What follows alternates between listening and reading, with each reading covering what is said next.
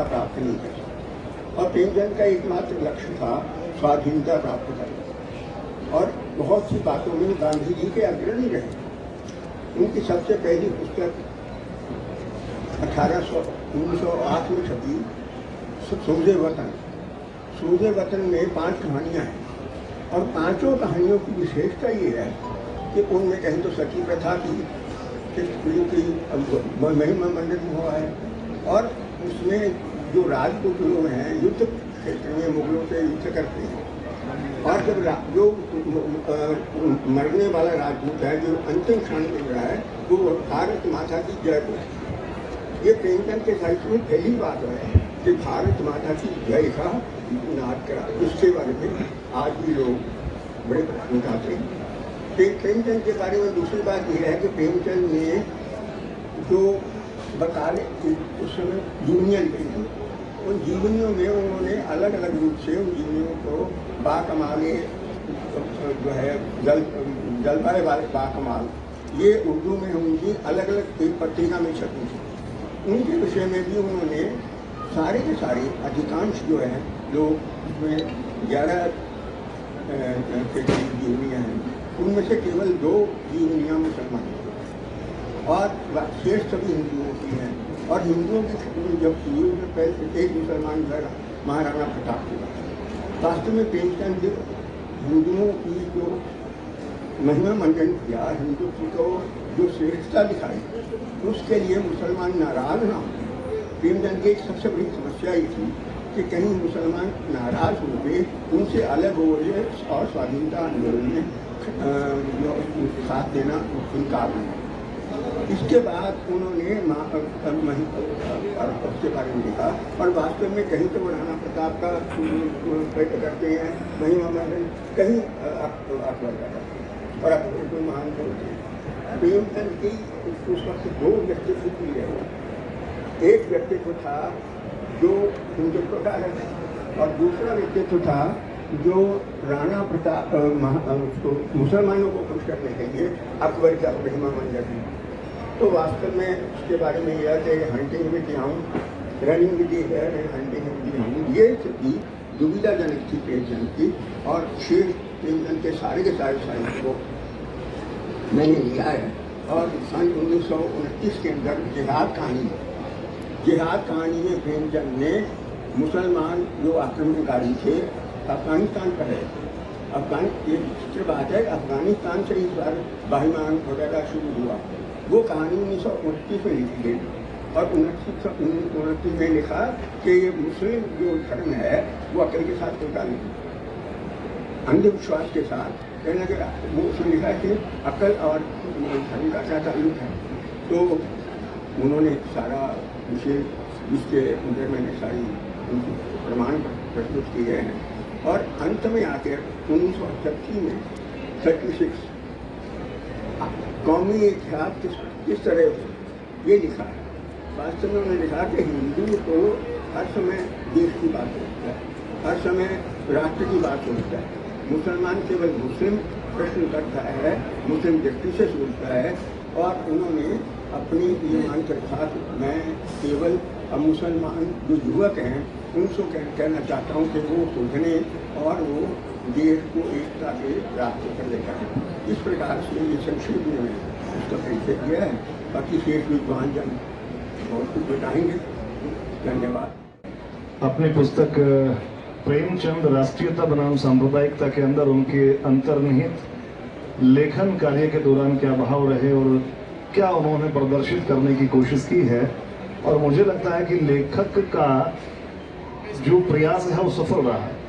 क्योंकि मैंने इस पुस्तक को कई जगह पढ़वाया, और पढ़ने के बाद एक जगह से तो आया कि कुछ लोग इसका विरोध कर सकते हैं। मुझे लगा कि अगर विरोध कर सकते हैं तो इसका मतलब कि पुस्तक के अंदर दम है। अगर किसी पुस्तक के अंदर दम है तभी उसका विरोध होगा। तो हम लोग और इस पुस्तक को प्रकाशित करने की तरफ आगे बढ़े। इस पुस्तक को प्रकाशित करके हम लोग भी अपना श्रम सार्थक मान रहे हैं। मैं धन्यवाद श्री ईश्वरदास जौहर जी को करता हूं कि उन्होंने ऐसी अमूल्य कृति जो साहित्य को, मुंशी प्रेमचंद के लिटरेचर को एक दिशा देगी, मैं इनका हार्दिक धन्यवाद करते हुए निवेदन कर रहा हूं। हमारे बीच में श्री लक्ष्मी नारायण भाला जी वरिष्ठ प्रचारक राष्ट्रीय स्वयंसेवक संघ हैं। आपका परिचय देने की मुझे आवश्यकता इसलिए नहीं है कि जितने भी लोग यहाँ उपस्थित हैं सभी लोग उनके महान पवित्र जीवन से परिचित हैं और इनका जो काम है बड़ा सार्थक काम है। इनकी काफी पुस्तकें हैं। संविधान की जो व्याख्या इन्होंने की नेशनल बुक ट्रस्ट से पब्लिश्ड है और वो बेस्ट सेलर किताबों में मानी जाती है। संविधान के ऊपर जो इनका लेखन है वो इनका परिचय देने के लिए पर्याप्त है। मैं बहुत लंबा इनका परिचय ना देते हुए इनको आमंत्रित कर रहा हूं कि कृपया वो आए और आज के इस अवसर पे अपना मुख्य आतिथ्य के रूप में अपना आसन भाषण प्रस्तुत करें। आदरणीय श्री लक्ष्मी नारायण भाला जी। इस मंच कोई गरिमा बढ़ाने के लिए आए हुए विद्वज्जन श्रोता, प्रेमचंद पर कहना वास्तव में एक इतना व्यापक विषय है कि उसमें एक विषय पर कहें तो 10 विषय छूट जाएंगे। एक बात को उजागर करें तो बाकी 10 छिपी रह जाएगी। लेकिन जौहर जी ने जो पुस्तक लिखी है और उस पुस्तक को जब मैंने पढ़ा तो मुझे ऐसा लगा कि शायद प्रेमचंद पर इतनी समग्रता के साथ अब तक किसी ने लिखा नहीं होगा। किसी ने एक अंग पर लिखा हो, किसी ने दूसरे पर लिखा हो, लेकिन प्रेमचंद समग्र जिसको कहा जाए तो ऐसी ये पुस्तक है। और इसलिए इस पुस्तक पर केवल सुनी सुनाई बातों के आधार पर या एक बार पढ़ चुका हूं उसके आधार पर मैं बोलूं तो शायद मैं न्याय नहीं कर पाऊंगा। इसलिए मैंने इसको कुछ लिखकर भी तैयार किया। अगर आप लोगों की अनुमति हो तो मैं जो लिखकर लाया हूं वही मैं सुनाना चाहूंगा। अपनी कल्पना के माध्यम से अपने मन के अनुकूल आदर्श चित्र प्रस्तुत करना। साहित्य का अर्थात दर्पण का इस प्रकार से तिहरा उपयोग। इसीलिए साहित्यकारों को देखने और समझने का प्रयास करने वाले अधिकतर पाठक या समीक्षक उसके किसी एक अंग को देखकर उस साहित्यकार की उसी प्रकार की प्रतिमा बना देते हैं। मुंशी प्रेमचंद ने अपनी विराट साहित्य सृष्टि में तीनों प्रकार का साहित्य निर्मित किया है। यही कारण है कि साहित्य जगत में मुंशी प्रेमचंद का स्थान जाती रही भावना जैसी की तर्ज पर बहुआयामी बना हुआ है। किसी ने उन्हें राष्ट्रवादी कहा तो किसी ने वामपंथी, किसी ने सांप्रदायिक कहा तो किसी ने धार्मिक। इस प्रकार के बहुआयामी व्यक्तित्व के द्वारा निर्मित साहित्य का विद्वान लेखक ईश्वरदास जौहर जी ने जो कार्य किया है आज उसकी इसी पुस्तक का लोकार्पण किया जा रहा है। शोधकर्ता ने अपने शोध कार्य को 8 प्रस्तावों में अध्यायों में प्रस्तुत किया है। पहले अध्याय में सांप्रदायिकता की व्याख्या करते हुए कई महापुरुषों का संदर्भ देकर यह बात स्पष्ट करने का प्रयास किया है कि हिंदू यह कोई संप्रदाय नहीं बल्कि सभी संप्रदायों की छत्र छाया है। अथवा यह भी कहा जा सकता है कि संप्रदायों की समष्टि का नाम ही हिंदुत्व है। साथ ही उन्होंने यह भी स्पष्ट किया कि इस्लाम और ईसाई इन दो संप्रदायों की कट्टरता के कारण हिंदुत्व की छत्र छाया में रहने वाले विभिन्न मत पंथों को मतांतरित कर अपनी जनसंख्या बढ़ाने की उनकी घातक स्पर्धा, उसी का यह परिणाम है कि दुनिया भर में सांप्रदायिक झगड़े होने लगे। यद्यपि झगड़े या युद्ध सदा सर्वदा होते रहे, परंतु उनका उद्देश्य अपने साम्राज्य का विस्तार करना यहीं तक सीमित होता था। किसी संप्रदाय के मत को दूसरे किसी संप्रदाय पर थोपना यह नहीं होता था। परंतु इन दो संप्रदायों ने अपनी संख्या बढ़ाने के लिए छल बल प्रलोभन आदि का सहारा लेने में कोई परहेज नहीं किया। सब मत पंथों को समाप्त कर केवल अपना ही अस्तित्व बना रहे, ऐसा सोचने वाले इन दोनों पंथों के बारे में मुंशी प्रेमचंद का साहित्य क्या कहता है, इसका विश्लेषण इस पुस्तक के दूसरे अध्याय में किया गया है। मुंशी प्रेमचंद द्वारा लिखी गई जीवनियां, नाटक, कहानियां, उपन्यास, लेख एवं संपादकीय आदि की जानकारी देते हुए शोधकर्ता ने स्पष्ट किया है कि साहित्यकार की त्रिविध भूमिका निभाने के क्रम में मुंशी प्रेमचंद कहीं इन संप्रदायों की प्रशंसा करते हैं तो कहीं उनको लताड़ते भी हैं, परंतु अंततः स्वयं के हिंदू होने पर गर्व होने की बात कहते हुए हिंदुत्व की छत्र छाया में ही सब संप्रदायों की सुरक्षा निहित है, इसका ऐसा विचार दृढ़ता के साथ प्रस्तुत करते हैं। तीसरे अध्याय में करबला नाटक, उनका लिखा हुआ नाटक है करबला, इसके माध्यम से शोध कार्य का निचोड़ प्रस्तुत करते हुए लेखक कहते हैं कि मुंशी जी के अंतर्मन की गहराई से प्रकट हुए आर्यों की श्रेष्ठता के उद्गार उनके अंदर रचे बसे अपने हिंदू संस्कारों की गहराई का ही प्रमाण है। अध्याय 4 में मुंशी प्रेमचंद की कहानियों का सहारा लेते हुए शोधकर्ता लेखक ने इस तथ्य को उजागर किया है, मान ही ईसाई और इस्लाम पंथी भी सबके साथ मिलकर सौहार्दपूर्ण वातावरण बनाने में मददगार बने, यही वांछनीय है। यह प्रेमचंद जी की इच्छा रही होगी, लेकिन कितनी सफल हो पाई इसका विश्लेषण बाद में आता है। इसी संकल्पना को साकार करने के लिए मुंशी प्रेमचंद ईरानियन परिवेश से लेकर भारतीय परिवेश तक फैली हुई समानता का सहारा लेकर एकता के सूत्र खोजने का प्रयास करते हैं। राजनीतिक आंदोलनों को माध्यम बनाकर इसी एकता को खोजने का प्रयास करने वाले महात्मा गांधी तथा साहित्य के माध्यम से खोजने वाले मुंशी प्रेमचंद, इन दोनों की आशावादिता भले ही समान हो, परंतु अंततः महात्मा गांधी ने तुष्टीकरण का मार्ग अपनाया और मुंशी प्रेमचंद ने सांप्रदायिक सौहार्द के लिए यह शर्त रखी कि ईसाई और मुसलमान भारत की सांस्कृतिक मूल धारा में घुल मिलकर, अर्थात हिंदुत्व की छत्र छाया में अन्य पंथियों के समान ही अपने ग्रंथों के साथ गीता, गंगा, गो, गायत्री आदि का भी सम्मान करे, वंदे मातरम की भावना को स्वीकार करे।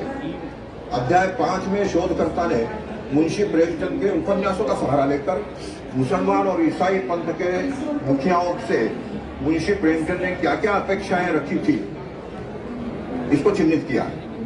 सन 1918 से लेकर 1938 तक 20 वर्षों में लिखे गए सेवा सदन से गोदान तक के उपन्यासों में दोनों पंथों के पात्रों से कभी सौहार्द की आशा प्रकट की है, तो कभी वह व्यवहार में दिखाई न देने के कारण निराशा भी प्रकट की है, और कभी हताश मन से यह भी कहा है कि इन दोनों पंथों की मानसिकता में कोई बदलाव नहीं आ रहा है, तो अंततः हिंदुत्व की छत्र छाया में पलने वाले अन्य पंथ अपने आप को इन पंथों के अनुकूल बनाए, उनकी भाषा और रीति रिवाज अपनाए। और ये उन्होंने स्वयं प्रयोग करके भी दिखाया। उन्होंने उर्दू को अपनाया और हिंदुत्व के बारे में गर्व रखने की बात को जो है वो कई स्थानों पर उन्होंने दबाया। उनके पात्र कभी सब पंथों को अपनी छत्र छाया में रखने की उदारता वाले हिंदुत्व को उन दो संप्रदायों पंथों के अनुकूल अपने आप को ढालने का उपदेश देते हैं, तो कभी पश्चिमी संस्कृति सभ्यता जिस धर्म संस्कृति विहीन भारतीय समाज की स्थापना करना चाहती है उसका विरोध करते हुए दिखाई देती है। के शोध के नायक मुंशी प्रेमचंद के व्यक्तित्व को बेबाकी के साथ उजागर किया है। ये 6 अध्याय की बात है। इन लेखों में हिंदी का उर्दूकरण और हिंदुत्व का पंथीकरण करने की दिशा में उनकी कलम बढ़ती हुई दिखाई देती है। आर्य समाज के द्वारा अपनाए गए शुद्धिकरण अभियान का विरोध करना उनको जायज लगा, तो साथ ही साथ यह एक प्रतिक्रियात्मक कार्य है, यह कहते हुए उन्होंने लिखा है, मगर हक हमको यह कहने को मजबूर करता है कि हिंदुओं में इस तहरीक की बीन यानी नींव मुसलमानों ने डाली, वो ही इसके जिम्मेवार है। जिन सूबों में मुसलमानों की आबादी ज़्यादा है वहाँ हिंदुओं को सुख चैन और इत्मीनान मैसर नहीं है। उनकी लड़कियाँ, उनकी बेवाएं हमेशा इस्लामी लूट खसोट का शिकार होती रहती है। मुसलमान अपनी सुकून के जर्री अर्थात सुनहरी पॉलिसी को तोड़ना मुनासिब नहीं समझते, इसको सुनहरी पॉलिसी समझते हैं। निभाना है, पिता बनता है तो पिता धर्म निभाना है, माँ बनती है तो माँ का धर्म निभाना है। तो धर्म इतना व्यापक है, धर्म केवल पूजा पाठ तक सीमित नहीं है। पूजा पाठ तो केवल अपने आध्यात्मिक आनंद के लिए, आध्यात्मिक चेतना के लिए एक माध्यम है, लेकिन वास्तव में अपना आचरण यही धर्म की सही व्याख्या है। और अपना आचरण यानी मानवोचित आचरण। तो उस मानवोचित आचरण का विश्लेषण करते समय प्रेमचंद जी के सामने जो भी कठिनाई आई है वो इन पुस्तकों में या उनके लेखन में झलकती है। वो कहना चाहते हैं लेकिन कह नहीं पा रहे हैं, लिखना चाहते हैं लेकिन लिख नहीं पा रहे हैं। ऐसा उनके साथ कई बार हुआ और इसी के कारण प्रेमचंद को अच्छी तरह से पढ़ना और प्रेमचंद के मन का जो निचोड़ है उसके आधार पर उनको समझना ये जरूरी है। उनके साहित्य के आधार पर हम उनको समझ नहीं पाएंगे, उनके व्यक्तित्व के आधार पर समझना होगा। और उनका व्यक्तित्व कुछ पात्रों में झलकता है, कुछ पात्रों में उनकी मजबूरी झलकती है। तो कहाँ उनकी मजबूरी है और कहाँ उनका आनंद है, ये दोनों जब पाठक के नाते हम समझ पाएंगे तभी हम प्रेमचंद को समझ पाएंगे। बस इतना ही मुझे कहना है। धन्यवाद। वाले प्रकाशन गृह के आदरणीय प्रशांत जैन जी, जिसकी किताब का आज लोकार्पण हुआ, और राष्ट्रीयता, हिंदुत्व, ईश्वरदास जौहर जी, जिनकी किताब प्रेमचंद साहित्य, उसमें राष्ट्रीयता बनाम सांप्रदायिकता, ऐसी एक किताब लिखी। इसका आज लोकार्पण हुआ और इस किताब के पूरे किताब के हर प्रकरण में क्या है, किताब के अंदर क्या है, इसके बारे में जिन्होंने बहुत विगत प्रस्तुत, बहुत विश्लेषणात्मक बातें हमने हमारे सामने रखी, ऐसे हमारे समय के संविधान के ही नहीं, भारतीयता के बड़े उपासक चिंतक, बड़े शिक्षाविद भी बहुत समय नॉर्थ ईस्ट में रहे, विद्या भारती के साथ जुड़े रहे, हिंदुस्तान टाइम्स के साथ जुड़े रहे, ऐसे हमारे आदरणीय वरिष्ठ प्रचारक श्री प्रहलाद जी, और सुचारू ढंग से संचालन कर रहे हैं संस्कृति विभाग से जुड़े हुए हमारे अमित राय जी, गौर जी आए हैं और अन्य भावक वृंद भी उपस्थित है। मुझे जब कहा गया कि साहित्य में है, उसके बारे में कोई किताब है, तो पढ़ना बोलना अवश्य अच्छा लगा। मेरा तो कई समय से कमल किशोर गोयनका जी के साथ पिछले 2-3 दशक से साहित्य परिषद के अधिवेशन में कोई न कोई साहित्य परिषद के क्रियाकलाप में, कार्यक्रम में हम बातें करते रहते हैं। उनकी किताबें भी बहुत हैं। मैंने 2-3 बार अपने व्याख्यान में प्रेमचंद के बारे में बात बताते हुए उस समय कहा था कि भारतीय साहित्य की पहचान क्या है, the identity of Indian literature क्या है, किसको आप कहेंगे भारतीय साहित्य, किसको कहेंगे अमेरिकन साहित्य, किसको कहेंगे अफ्रीकन साहित्य। तो भारत में रचा गया है, वो भारतीय साहित्य न हो तो क्या चाइनीज साहित्य होता है, रशियन साहित्य होता है। कोई विचारधारा को मानने वाले लोग अपनी विचारधारा के बिंदु उनमें है, ऐसा हेत्वारोपण करना एक विद्वत कार्य भी है, विद्वत कार्य है हेत्वारोपण करना, अपने हेतु का आरोपण कृति में करना। तो ये विचारधारा वाले लोगों ने, मार्क्सिस्ट कहते हैं, लेकिन समाजवादी विचारधारा वाले लोगों ने भी बांटा। कई लोगों ने प्रेमचंद को अपनी विचारधारा को प्रस्तुत करने वाले लेखक बताने के लिए अपने हेतु का आरोपण करके, टीका टिप्पण करके, पृष्ठ पेषण करके अपनी विचारधारा को उद्घाटित करता है, ऐसी बात बता। लेकिन दूसरी तरफ ये भी हुआ कि भारतीय साहित्य के जाने माने सर्जक, भारतीय समाज से जुड़े हुए सर्जक, भारतीय तंत्र, भारतीय तत्व, भारतीय समाज, उसके साथ जुड़े हुए व्यक्ति भारतीयता का, भारतीय वातावरण का पूरा निरूपण करते हैं। कहीं उसमें ऐसी कोई बात नहीं है जो भारत के रूप विघातक हो, भारत के लिए घातक ऐसी कोई बात नहीं। आप एक किताब, उनकी नॉवल कथा है गोदान, किसका महिमा है? गाय का महिमा है। गाय बसाने के लिए, गाय रखने के लिए लालायित है, खरीदना है। गाय वाले को देखता है तो उनको कहता है आप कितने पुण्यशाली हो, कितने सद्भागी हो, आप गाय। प्रेमचंद को हम कैसे कहेंगे कि वो हिंदुत्व विरोधी आदमी? नमस्कार, मैं मीनाक्षी संगरेरिया सरीनामा पत्रिका से आप सबके साथ यहाँ पर उपस्थित हूँ मिस्टर प्रोफेसर ईश्वर दास जौहर जी के साथ, जिन्होंने अपनी पुस्तक लिखी है प्रेमचंद साहित्य, राष्ट्रीयता बनाम सांप्रदायिकता। अच्छा ईश्वरदास जी, आपके मन में ये कैसे आया कि प्रेमचंद की राष्ट्रीयता बनाम सांप्रदायिकता में आप इसके बारे में खोजो और लिखो? 10 वर्ष में मैं इसको पढ़ रहा था। पहले मेरा मेरा PhD है। उसके पश्चात मुझे लगा हुआ है बहुत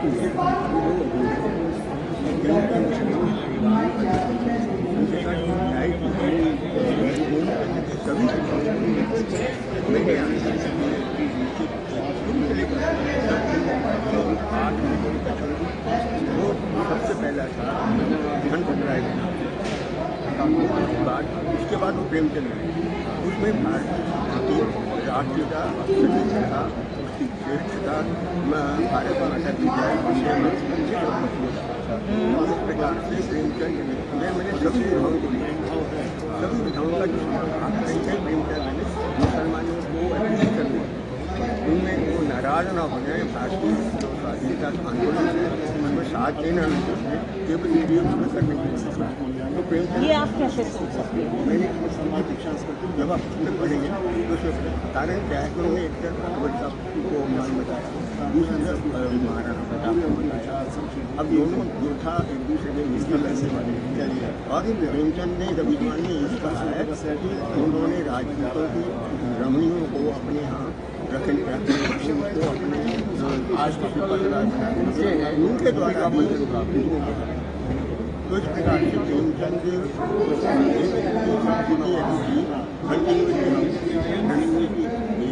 वो स्थिति भूमिका में अंतिम आखिरी कौमी इतिहास को उसमें कुछ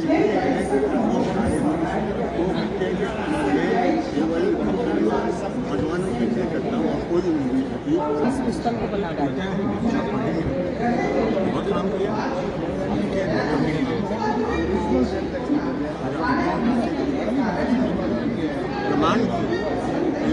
प्रामाणिक है।